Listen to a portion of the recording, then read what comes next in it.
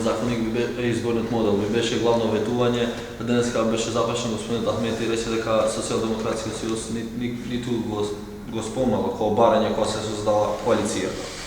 Дали ово Тоа е наше програмско ветување, тоа е наша програмска определба, промена на изборниот модел. Апсолутно остануваме на ставот дека треба да има промени во однос на изборниот модел, секако ги почитуваме и мислењата на другите политички опции, парламентарни, вонпарламентарни, а се со цел да унапредиме демократијата.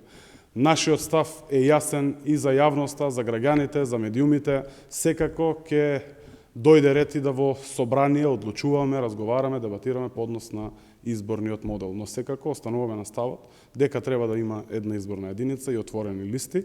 Останува можност да дебатираме и да разговараме околу тоа кој е најдобриот начин за да се имплементира нов изборен модел во државата.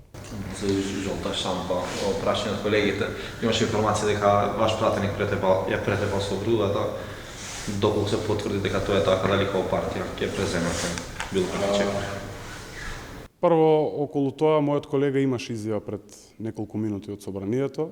Морам да кажам дека изјава имаше и неговата сопруга, која што апсолутно демантира дека била физички или била вербално нападната.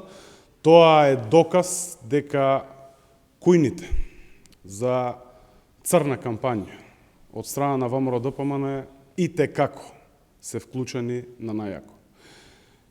Како човек можам да коментирам, не можам како политичар, затоа што навистина е лично прашањето за мој колега или без разлика, не мора и да ми биде колега, за било кој човек, да така јавно се шират лаги и навистини, се вклучува најблиските членови на семејството, знаете дека беа вклучени неговите деца, а се со цел да на некаков начин политички се поентира, сметам дека е крајно безобразно и е крајно очајно.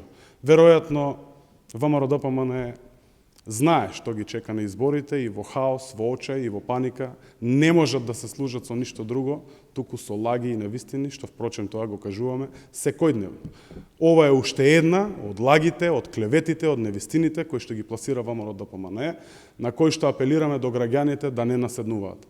Повторувам, изјава имаше и мојот колега Костадин Ацевски, изјава имаше и неговата сопруга, каде што и двајцата демантираат за било каков физички или вербален напад.